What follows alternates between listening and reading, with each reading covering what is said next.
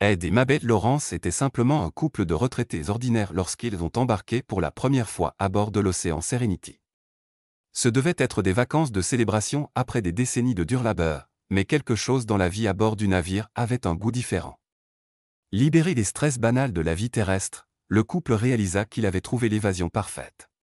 À l'insu de tous, ils commencèrent à élaborer un plan pour rester à bord plus longtemps que prévu. Mais avant de commencer notre histoire, cliquez sur le bouton « J'aime », abonnez-vous à la chaîne et activez la cloche de notification pour ne manquer aucune nouvelle histoire. Au début, ils pensaient prolonger leur voyage de quelques jours, mais cette simple extension devint quelque chose de bien plus grand. Ils commencèrent à prendre des dispositions discrètes, veillant à ce que leur présence passe inaperçue. Alors que la plupart des passagers débarquaient à la fin de leur croisière, Ed et Mabel restaient à bord. Ils évitaient soigneusement d'attirer l'attention, changeant de cabine et se mêlant à de nouveaux groupes de passagers. Bientôt, les semaines devinrent des mois, et ils commencèrent à mettre au point un plan à long terme. La vie secrète d'Ed et Mabel à bord du navire nécessitait une planification minutieuse. Ils développèrent des routines imitant les habitudes des autres passagers pour éviter les soupçons. Ils mangeaient dans différents restaurants, assistaient aux spectacles de manière sporadique, et se faisaient même des amis parmi les voyageurs, pour leur dire au revoir comme s'ils partaient aussi. Ils évitaient le regard du personnel, veillant toujours à rester discrets. Leur quotidien devint une succession de décisions prudentes pour ne pas se faire remarquer. Le couple devint maître dans l'art de se fondre dans la masse. Mabel discutait avec les touristes de leur prochaine destination, tandis qu'Ed posait des questions anodines sur leurs aventures. Ils jouaient leur rôle avec tant de naturel que personne ne soupçonnait qu'ils étaient à bord depuis bien plus longtemps que les autres. Ils descendaient à terre aux escales et remontaient à bord comme tous les autres passagers, se mêlant à de nouveaux groupes à chaque fois. Chaque jour ressemblait à de nouvelles vacances, mais eux ne partaient jamais point à bord. Ed et Mabel se liaient d'amitié avec d'autres passagers, mais sans jamais laisser personne s'approcher de trop près. Ils partageaient un verre, échangeaient des histoires, riaient avec de nouveaux amis, mais leur mystérieuse longévité ne fut jamais révélée. Ils étaient devenus des experts dans l'art d'écouter plutôt que de parler d'eux-mêmes. Et lorsque quelqu'un leur demandait depuis combien de temps ils étaient là, ils souriaient et haussaient les épaules, répondant vaguement qu'ils profitaient de longues vacances ou réalisaient un rêve de retraite. Ed et Mabel savaient que rester dans une seule cabine les rendrait trop visibles, alors ils changeaient régulièrement de chambre, déplaçant leurs affaires toutes les quelques semaines. Parfois, ils demandaient un surclassement, d'autres fois, ils choisissaient une cabine plus modeste. La clé de leur survie, rester anonyme pour que personne ne s'interroge sur leur présence prolongée. Aux yeux de l'équipage, ils semblaient être des passagers ordinaires profitant d'un voyage tranquille, changeant simplement de cabine, ce qui les rendait difficiles à suivre. Avec le temps, Ed et Mabel perfectionnèrent l'art de l'invisibilité. Ils assistaient à moins d'activités organisées par le navire, préférant des coins plus calmes où ils pouvaient passer inaperçus. Ils passaient des heures sur le pont à lire ou à siroter du thé dans des cafés peu fréquentés. La nuit, ils marchaient dans les couloirs silencieux, admirant l'océan sous les étoiles. Ils étaient devenus des fantômes sur l'océan Serenity, interagissant rarement avec l'équipage et restant toujours dans l'ombre. Malgré leur prudence, Ed et Mabel ne pouvaient éviter toutes les rencontres avec le personnel. Un visage familier à la salle à manger ou au bar les poussait à redoubler de vigilance. Ils changeaient leurs habitudes alimentaires et fréquentaient différents salons, toujours conscients des regards posés sur eux. Leur routine devenait un exercice d'équilibre délicat, exigeant une attention constante. Ils savaient que leur secret ne durerait pas éternellement, mais ils étaient déterminés à le préserver aussi longtemps que possible. Leur chute ne vint ni des passagers ni des officiers du navire, mais d'une source inattendue, le service de blanchisserie. Un jour, une jeune employée chargée du linge remarqua quelque chose d'étrange en récupérant des vêtements dans la cabine d'Ed et Mabel. Le couple utilisait régulièrement le service, mais elle réalisa qu'ils étaient à bord depuis bien plus longtemps qu'une croisière habituelle ne le permettait. Leurs habitudes de blanchisserie ne correspondaient pas au roulement habituel des passagers. La jeune femme ne soupçonna pas immédiatement une situation douteuse, mais quelque chose la troubla. Elle mentionna son observation à un collègue, soulignant que le linge du couple réapparaissait sans cesse, même lorsque de nouveaux passagers arrivaient. Le murmure se répandit doucement parmi les membres du personnel. Les conversations pendant les pauses repas commencèrent à tourner autour d'Ed et Mabel, certains se demandant s'ils étaient des passagers clandestins ou les héros d'un étrange mystère non résolu. Au fur et à mesure que les rumeurs s'intensifiaient, davantage de membres de l'équipage commencèrent à les surveiller discrètement. Les serveurs remarquèrent qu'ils dînaient depuis des mois sans jamais partir, et le personnel des spectacles reconnut leurs visages lors de représentations successives. La curiosité fit place au soupçon, et bientôt, le couple fut discrètement surveillé. Pourtant, Ed et Mabel continuaient leur routine comme si de rien n'était, inconscients que leur secret s'effilochait. Il ne fallut pas longtemps pour que l'équipage fasse le lien. Un officier commença à examiner les registres des passagers et remarqua que le couple n'avait jamais officiellement débarqué. Leur nom ne figurait sur aucun manifeste récent, et pourtant, ils occupaient toujours une cabine. L'officier informa discrètement ses supérieurs. Ce qui avait commencé comme une simple observation d'une blanchisseuse s'était transformé en une enquête complète sur la manière dont le couple avait réussi à passer inaperçu si longtemps. Un soir, Ed et Mabel ont été appelés à l'administration du navire. Ils s'attendaient à ce moment depuis un certain temps, mais lorsque celui-ci arriva enfin, il les prit toujours au dépourvu. Le capitaine et quelques officiers les ont fait asseoir, leur expliquant que l'équipage avait remarqué leur présence prolongée. Le couple est resté calme, sachant que leur voyage pourrait toucher à sa fin. Ils s'y étaient préparés, mais cela faisait tout de même mal de confronter la vérité.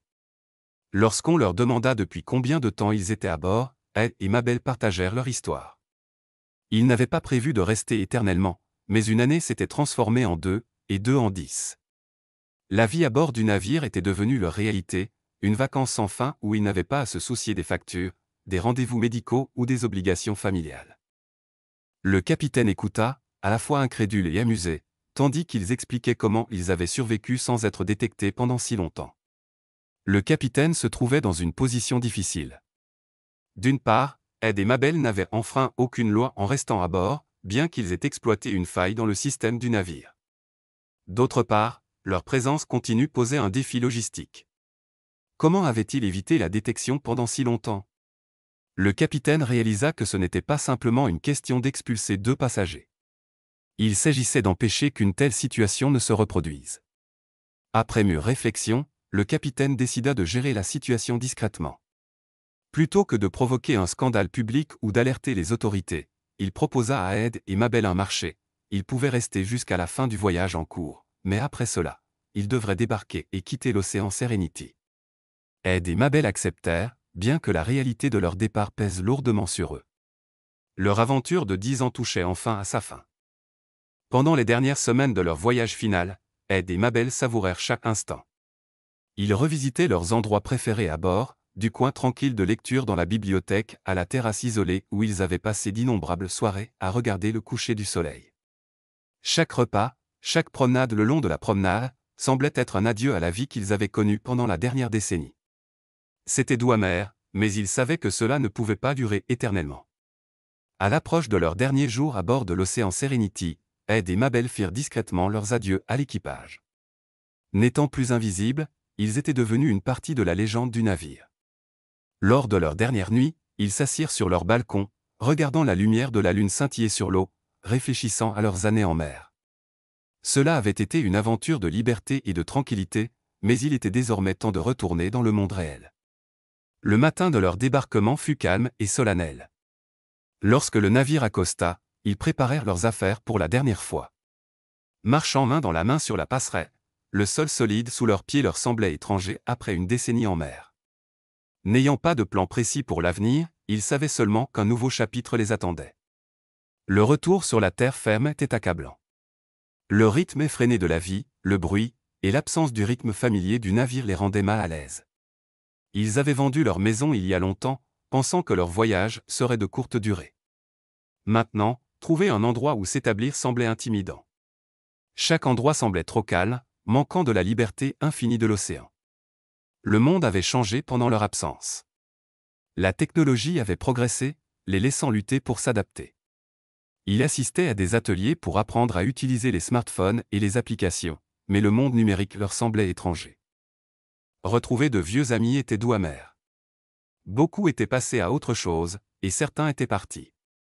Bien qu'ils aient essayé de reconstruire des relations, leur absence de 10 ans avait créé une distance qui ne pouvait être facilement comblée. Malgré leurs efforts pour s'ajuster, l'appel de l'océan restait fort.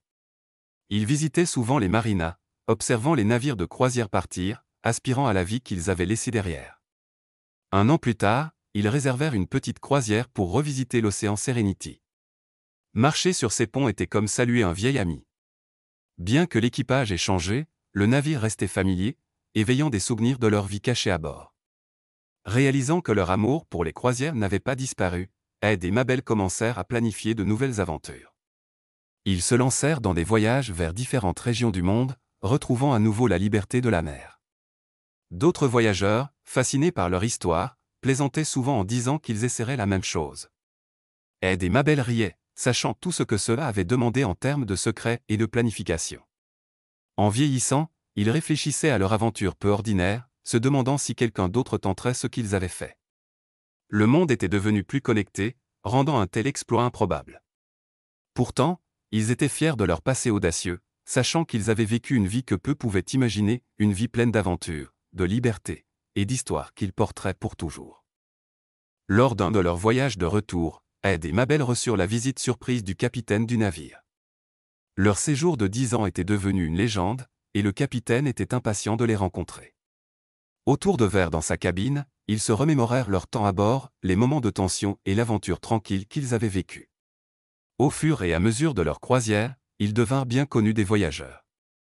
Les passagers sollicitaient leurs conseils sur les voyages à long terme, et bien qu'ils partageaient des astuces, ils gardaient pour eux l'intégralité de leur histoire cachée à bord. Cependant, le temps commençait à peser.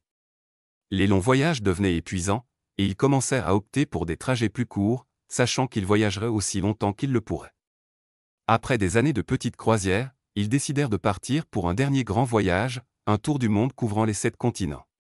Chaque escale semblait être une célébration de leur vie d'aventure. Lorsque le voyage se termina, ils se tinrent sur le pont, regardant l'horizon une dernière fois. La mer avait été leur maison, leur échappatoire. Maintenant, avec la paix dans leur cœur, ils savaient qu'il était temps de ralentir.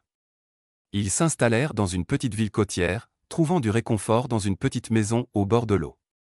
Ce n'était pas la même chose que l'océan Serenity, mais la brise marine et les vagues lointaines les reliaient à la vie qu'ils avaient aimée.